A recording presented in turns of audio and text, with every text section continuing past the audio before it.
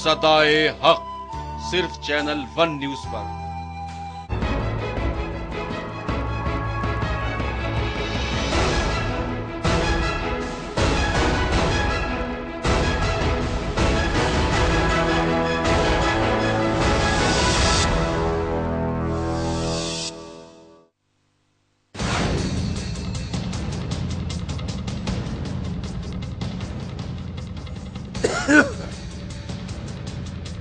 FDI पर सरकार की बढ़ सकती है मुश्किल, लेफ्ट लाएगा प्रस्ताव, बीजेपी का जारी रहेगा एफडीआई का विरोध। वाड्रा 2G और कॉमनवेल्थ घोटाले को लेकर बीजेपी का मनमोहन सरकार पर हमला, कहा इन मामलों में क्या हुई है कार्रवाई। आरएसएस के विचारक गुरुमूर्ति ने बनाई नितिन गडकरी से दूरी, क्लीन चिट देने से किया इनकार। महाराष्ट्र में गन्ना किसान का आंदोलन हुआ तेज, कोल्हापुर गारगोटी रोड पर किसानों का हंगामा, पुलिस ने किया लाठीचार्ज।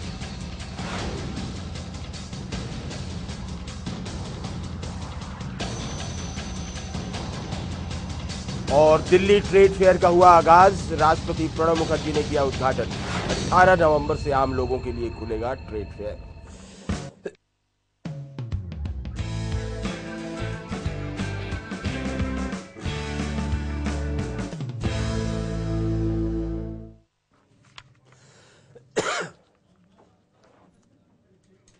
नमस्कार, मैं हूं उदय सिन्हा और आप देख रहे हैं न्यूज लाइन।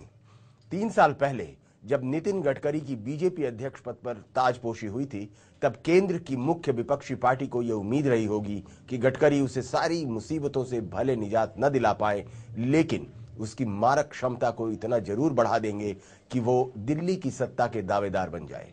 लेकिन पार्टी की ऐसी उम्मीदें भी अब पारदर्शी होती हुई दिखाई दे रही हैं।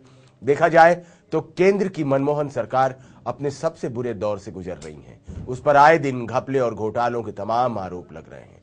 महंगाई की वजह से आम जनता में उसकी नकारात्मक छवि बन रही है।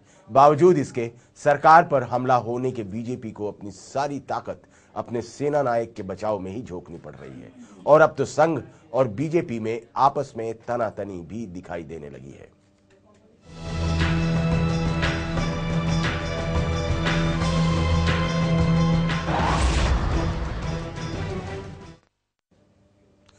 बीजेपी अध्यक्ष नितिन गडकरी की मुश्किलें कम होने का नाम नहीं ले रही। गडकरी विवाद को बीजेपी जितना शांत करने की कोशिश कर रही है, वो उतना ही उभरता नजर आ रहा है।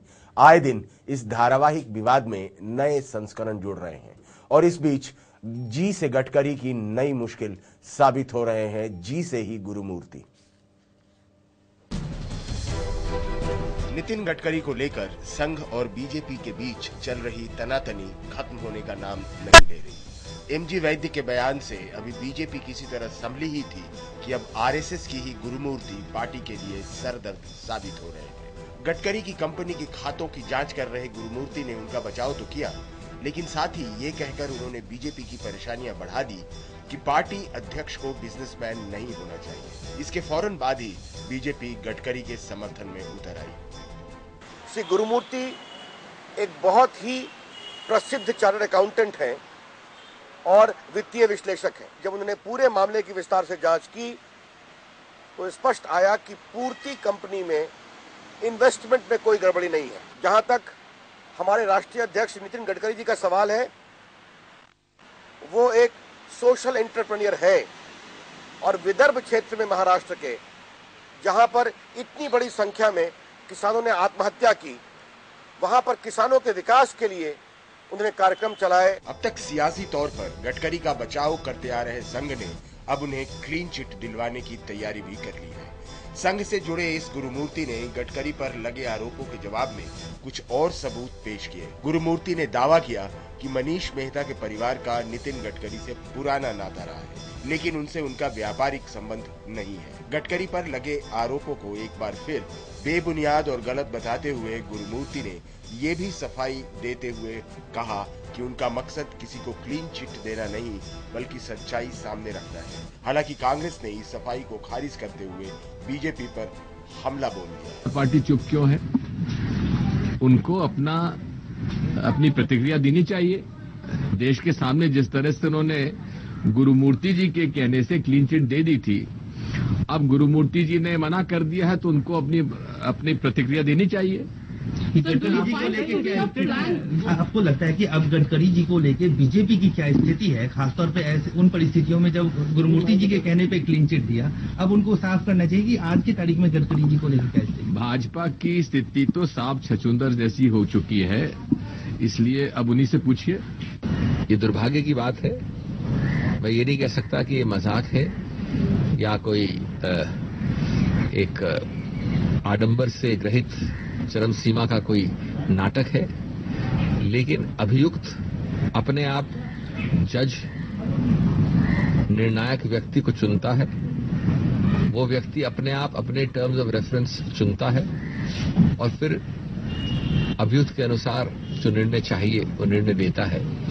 तो आप अपने आप निश्चित कर लें कि क्या देश, आवाम और देश और आवाम क्या बीजेपी खुद ही इसको किसी रूप से एक क्रेडिबल या सशक्त तौर तरीका समझती है, और अगर समझती है तो मैं समझता हूँ वो अपने स्वप्न लोक में रहते हैं। भारतीय जनता पार्टी का अध्यक्ष को कौन क्लीन चिट देता है, कौन चिट नहीं देता है, वो पता नहीं होता है।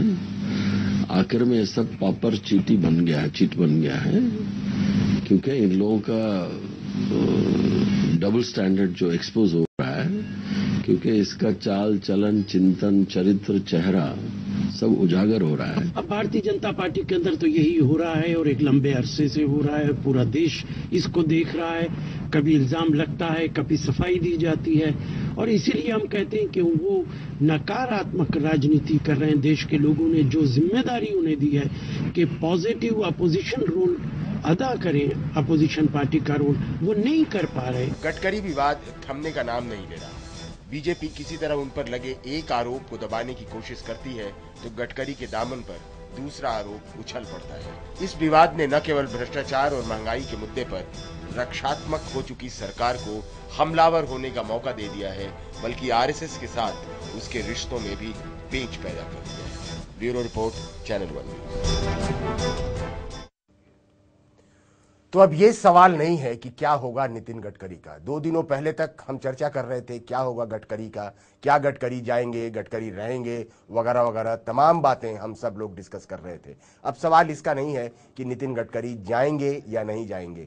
मेरे ख्याल से उनका जाना लगभग तय है, इसलिए कि अब संघ ने भी नितिन गडकरी से दूरियां बनानी शुरू कर दी। अभी कुछ दिनों पहले जिस गुरुमूर्ति जो आइडियोलॉग माने जाते हैं संघ के, वो जिस गुरुमूर्ति ने उन्हें क्लीन चिट दिया, अब उन्होंने क्लीन चिट देने से मना किया कि ये क्लीन चिट नहीं है। उन्होंने सिर्फ उनके कारोबारी जो रिश्ते हैं दूसरे लोगों से, उस पर अपनी टिप्पणी की थी। हम इस पे चर्चा करते हैं कि आखिर नितिन गडकरी का ये जो एपिसोड है, जो धारावाहिक चलने वाला एपिसोड है, हर रोज जो इसमें नए खुलासे हो रहे हैं, नितिन गडकरी को क्या करना चाहिए। क्या नितिन गडकरी स्वयं इस्तीफा देकर पार्टी की मुश्किलों को कम कर देंगे? इस पर हम चर्चा करेंगे। हमारे साथ स्टूडियो में बने हुए हैं मनोहर मनोज साहब, सीनियर पत्रकार हैं, बहुत वरिष्ठ पत्रकार हैं और सभी चीज़ों पर इनकी नज़र बनी रहती है। हमारे सहयोगी विपिन धूलिया साहब हैं, स्टूडियो से बने हुए हैं, और हमारे सहयोगी जो रहमतुल्ला साहब हैं न्यूज़ रूम से। सबसे पहले चलेंगे रहमतुल्ला साहब के पास और जानने की कोशिश करते हैं कि ये क्या है माजरा। रहमतुल्ला, ये क्या है माजरा? एक दिन एस गुरुमूर्ति कहते हैं क्लीन चिट, दूसरे दिन कहते हैं क्लीन चिट नहीं और नोट ऑफ इंट्रोगेशन लगाते हैं। क्या है माजरा? उदय जी, जैसा कि आपने बताया, ये मुझे लगता है कि जो नितिन गडकरी जी को दूसरा टर्म दिए जाने की जो कवायद थी, जिसका सीनियर या धुरंधर जो बीजेपी के नेता हैं, मुझे लगता है कि वो इसका अपोज कर रहे हैं, कहीं वो दिल से नहीं चाह रहे। और जैसा कि हम सब जानते हैं कि नितिन गडकरी फाइनेंस को लेकर के ये फाइनेंशियल मैनेजर हैं एक तरह से पार्टी के, इसलिए इनकी अहमियत, इनका जो इंपॉर्टेंस था पार्टी में, ये अनएवॉइडेबल था। लेकिन जो दूसरा टर्म इनको दिए जाने की बात चल रही थी, इसको जो बीजेपी के सीनियर नेता है वो पचा नहीं पा रहे थे। और मुझे लगता है कि ये कहीं ना कहीं जो सीनियर नेता है बीजेपी के, उनकी ये कंस्पिरेसी है नितिन गडकरी के खिलाफ। और ये सारी चीजें जो नितिन गडकरी भी बोल चुके हैं कि वो पार्टी के अंदर के ही जो सीनियर नेता है वो उनके खिलाफ साजिश कर रहे हैं, और जिसका नतीजा है कि ये पेपर में चीजें आ रही हैं या जो विपक्ष उन पर हमला कर रहा है।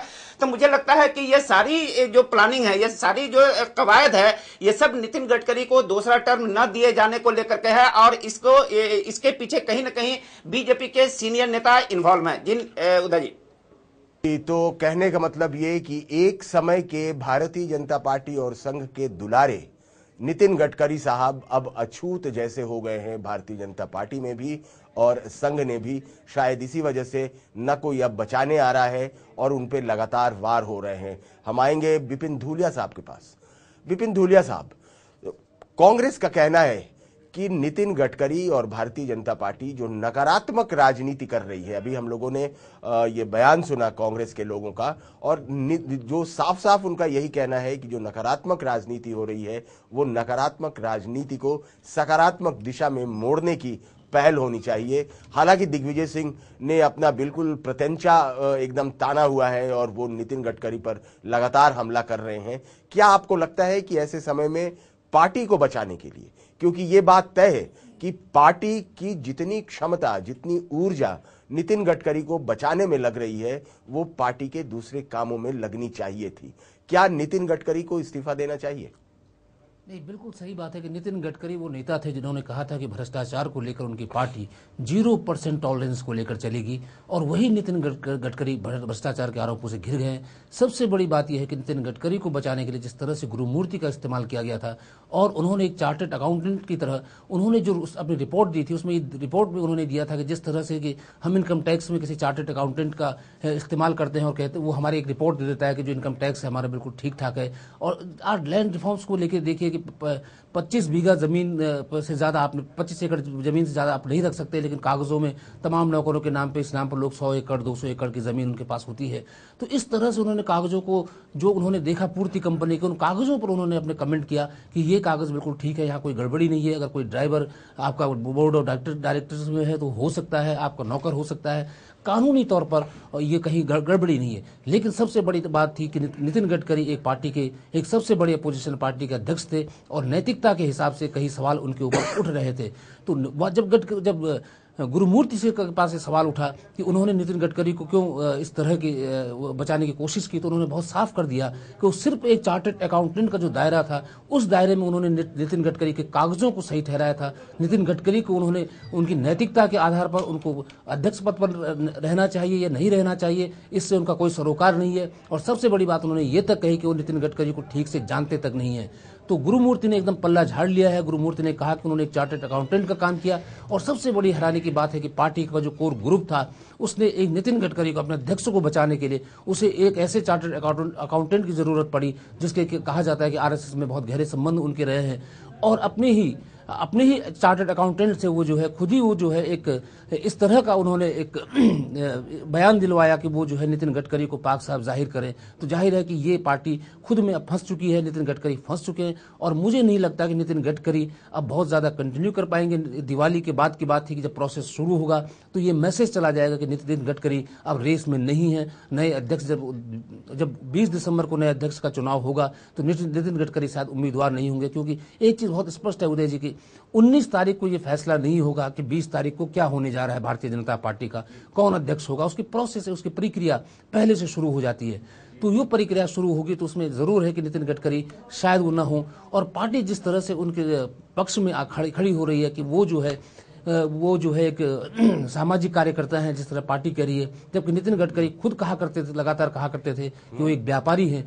अब इससे भी पार्टी को परहेज है ये कहने में कि नितिन गडकरी एक व्यापारी है। व्यापार करना कोई क्राइम नहीं है इस देश में, और एक व्यापारी अध्यक्ष हो सकता है। रही कांग्रेस की बात, तो कांग्रेस का सबसे बड़ी दिक्कत यह है कि जिस पार्टी की सरकार है और उनको लगता है कि नितिन गडकरी भ्रष्टाचार में लिप्त है, तो वो सरकार क्यों नहीं जांच करती, वो सरकार कानून का सहारा क्यों नहीं लेती। एक अपोजिशन का एक भ्रष्ट नेता अगर अध्यक्ष पद पर बैठा हुआ है तो कानून के शिकंजे में क्यों नहीं उसको डालती। ये कांग्रेस के सबसे बड़ी दिक्कत यह है कि कांग्रेस सिर्फ जो है आरोप की जगह प्रत्यारोप लगाती है, लेकिन कांग्रेस ये भूल जाती है कि उसके पास पूरी मशीनरी है, वो सरकार में बैठी हुई है, वो कानूनी कार्रवाई कर सकती है। इसके बावजूद जो है इस तरह के आरोप लगाना कांग्रेस का, मुझे नहीं लगता कि कांग्रेस अपने दामन के जो दाग है उनको बचाने की ही कोशिश कर रही है। लेकिन जरूर भारतीय जनता पार्टी इस समय संकट में, और नितिन गडकरी मुझे नहीं लगता कि अगला टर्म उनको मिल पाएगा। जब ये विवाद बढ़ा विपिन जी, तो नितिन गडकरी को एक पत्र लिखा गुरुमूर्ति ने इसके पहले कि हम चले मनोहर मनोज जी के पास, ये जरा सा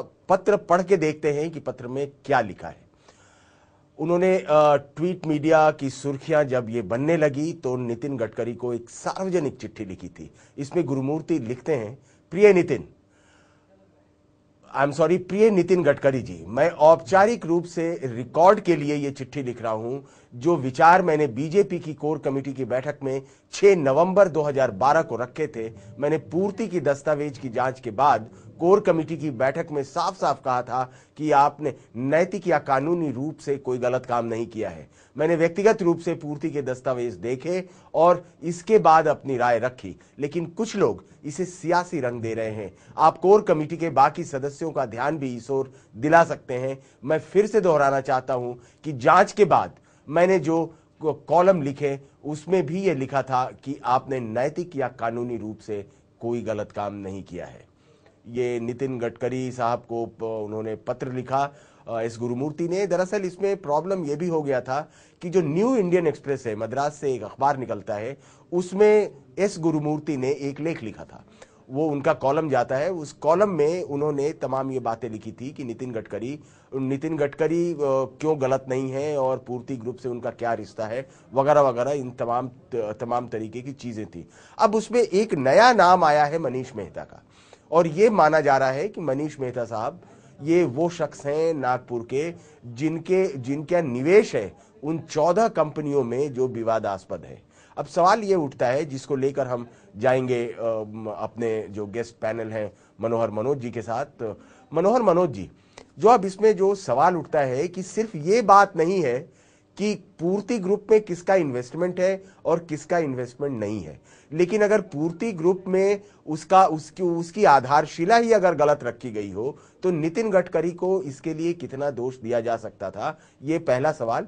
दूसरा सवाल कि किसी राजनीतिक पार्टी के अध्यक्ष को बचाने के लिए क्या पार्टी द्वारा किसी चार्टर्ड अकाउंटेंट को हायर करना ये एक अच्छी स्वस्थ परंपरा है? देखिए, जैसा कि पहले मैंने भी इसी विषय पर कार्यक्रम के दौरान कहा था कि आमतौर पे भारत में राजनीतिक दलों में जो अध्यक्ष का पद होता है या जो भी की पोस्ट होता है उसमें बिजनेस बैकग्राउंड के लोग नहीं होते हैं, क्योंकि उससे एक नकारात्मक राजनीतिक छवि बनती है। आरएसएस ने दबाव डाल करके और नितिन गडकरी को प्रोजेक्ट किया, तब तक लोग ये जानते थे कि वो महाराष्ट्र के क्षेत्रीय नेता थे और महाराष्ट्र प्रदेश बीजेपी के अध्यक्ष थे। लेकिन राष्ट्रीय नेता बनने के बाद उनका एक व्यावसायिक व्यक्तित्व भी लोगों की जानकारी में आया। उनके बेटे की शादी की पार्टी में बड़े बड़े धन्ना सेठ लोग आए, संचेती का मामला आया, और जो वो 3 साल से जो बीजेपी के सेकंड जनरेशन की लीडरशिप को लेते हुए जो बीजेपी को आगे बढ़ाने का जो काम कर रहे थे नितिन गडकरी, अचानक उनके सेकंड टर्म में ये सारा सवाल उभर कर सामने आया है।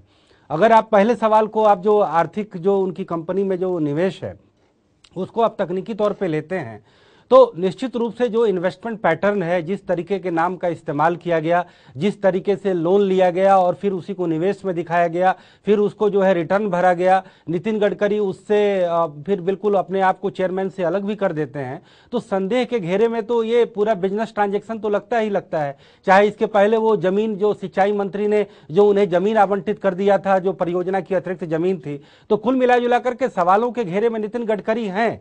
लेकिन चूंकि नितिन गडकरी आरएसएस की बहुत बड़ी पसंद है और सारा जो है माहौल जो है उनके खिलाफ एक तरह से पार्टी में वो दिख रहा है, तो आरएसएस कई स्तर पे उनको बचाने का प्रयास कर रहा है। 1 नहीं 2 नहीं 3 चरणों में जब ये पहले ही तय हो गया कि वो दूसरा कार्यकाल ग्रहण नहीं करेंगे, तो फिर गुरुमूर्ति का एपिसोड लाने का मतलब ये है कि आरएसएस को लगता है कि नितिन गडकरी के अभाव में बीजेपी पर उनकी पकड़ ढीली पड़ जाएगी। लेकिन दूसरी बात मैं इस प्रकरण पर ये जरूर कहना चाहूंगा कि देश के इस प्रमुख विपक्षी दल भारतीय जनता पार्टी अभी घोर अंतर्विरोधों का शिकार जो है वो हो चुकी है, और कुल मिला करके परत दर परत जो अंतर विरोधों की ही कहानी खुल रही है। जिस तरीके से नरेंद्र मोदी वर्सेस नितिन गडकरी का जो ये पूरा मामला आया है और इन दोनों के बीच नेतृत्व की रस्साकशी का मामला जो उभर कर सामने आया है, उसमें बड़ी सच्चाई लगती है।